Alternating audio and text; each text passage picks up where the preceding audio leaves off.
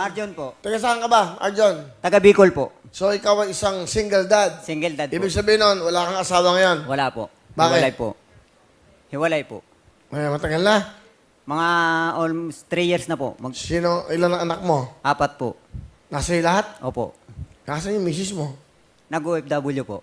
O, tapos? Ayun, nakakita naman sa gwapo. Sinabi niya sa'yo? Nandun siya sa abroad? Saan? Nasa Taiwan po. O, tapos sinabi niya sa'yo, nahuli mo, nalaman mo, paano? Nung una po kasi parang naglalabo na siya. Dati kasi active siya mag-online, mag-ano sa amin. Tapos, hanggang sa wala nang, hindi na katulad dati. Napipil ko na. Hindi siya sinabi sa'yo? Umamin nung bandang huli na sabi niya kung magkakasala ba ako sa'yo, matatanggap mo pa ako uli. Siyempre para sa akin masakit. Tinanong niya yung kung sakali o nagkasala na siya? Yun ang tanong ko. Sabi ko, bakit nagkasala ka na ba? Sabi niya, hindi na siya sumagot. Tapos yun na, umamin na siya na may karelasyon na siya. Hanggang sa pag-uwi rito, sinama sa bahay. Ha? Ano? Sinama pa sa bahay niyo? Opo. Pilipino? Opo. Pero nagpaalam po siya sa akin na baka pwedeng isama ko dyan. Kasi nga, hihiramin daw yung bunso namin. Pumayag po ako. Pumayag ka? Para sa mga bata, gusto nila makita eh. Gusto nila makita yung anak ko. Pumayag ka? Wala naman akong magawa. Kasi talagang kahit ano bang sabihin ko, ayaw niya na eh. Pumayag na lang po ako. So nakita mo yung lalaki? Opo, pinapasok ko po sa bahay. Sabi ko, pumasok siya. Kasi hindi po siya pumapasok eh. Tapos yung pinakilala po sa anak ko, masakit. Kasi nakakapanghinayang. Almost 16 years po kaming nagsama. Nang dahil dun sa pangarap namin. Bakit mo siya pinayagan kasi mag-abroad? Na dapat ikaw na lang ang umalis para yung mga anak mo, may kalinga na isang ina. Ayaw ko nga rin sana nung una dahil may trabaho naman kami parehas dito. Bakit? Ano? Rason niya ba't umalis siya? Siguro, dahil nagtrabaho sa sa isang nagkakayaan sila. Ngayon, nagpaalam sa akin ng maayos. O, nangyari na yun. Nandun sa bahay mo. Ano sabi ng lalaki? Hindi umiimik. Hinayaan ko rin lang. Kinukuha yung damit ng anak mo na bunso. Ano nararamdaman mo nun? Masakit.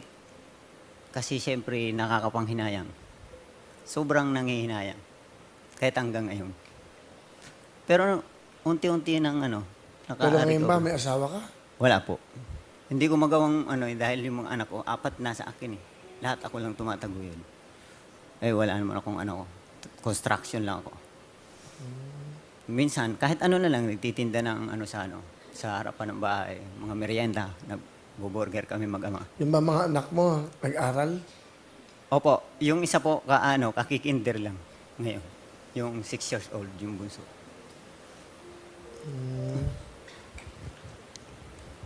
Sige, sino kasama mo? Pakilala mo. Pinapakilala ko nga pala sa inyo yung anak kong panganay na si Joanna. Hello po, Kuya Will. Hello. Hello po. Joanna. Ikaw ang bunso? Panganay po. Sorry, ikaw ang panganay. Opo. Gusto mo sabihin sa tatay mo? Pa. Mahal na mahal kita kahit na makulit kami.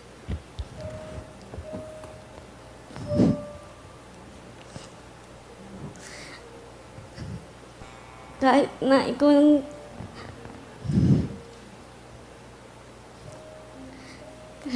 yung naging nanay na namin. Mahal na mahal kita. Magtatapos ako ng pag-aaral para sa'yo. Maraming salamat.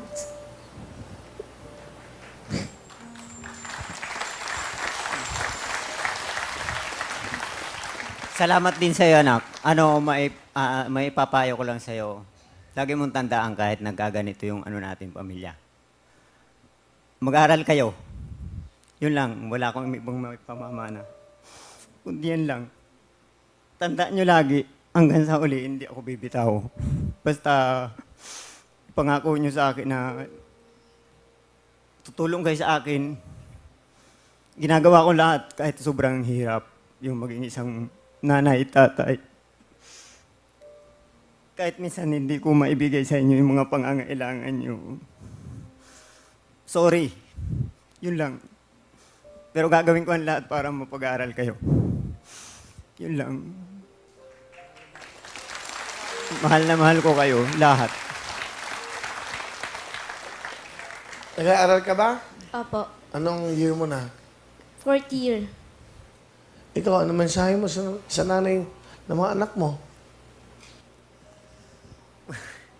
Good luck. Isa inyo. Tapos kahit pa paano mag-ingat ka pa rin lagi para sa mga anak mo. Hayaan mo, hindi ko pababayaan sila.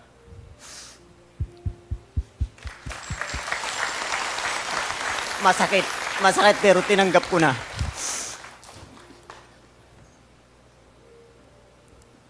Napag-aaralan ko ng tanggapin. Basta lagi kang mag-iingat. Para sa mga anak mo, tulungan mo ko kahit pa paano. Kasi siyempre, 4 yan. Ako nagtataguyod lahat. Okay. Palapakan natin si Tatay Marjon. Kailangan yan, kaya mo yan. Alam mo, huwag kang mawawala ng pag-asa. Ganun talaga. Pag mahina ka, yung 4 na anak mo, hihina din. Pakita mo sa kanila, kaya mo yan. Ganun talaga eh. Ang buhay, di ba? Opo, Kuya Will. Kung sa tingin mo wala ka namang kasalanan. Di ba? At least may 4 kayong anak. Lagi ko nga sinasabi sa kanya, yung mga ng mga chismis-chismis na yun, hindi totoo. Saka, joke lang talaga yun ang ayaw sa akin ng pamilya niya. Pero, nando na yun eh. Tapos na po lahat. Sige. Good luck. Importante yung mga anak mo. Happy Father's Day.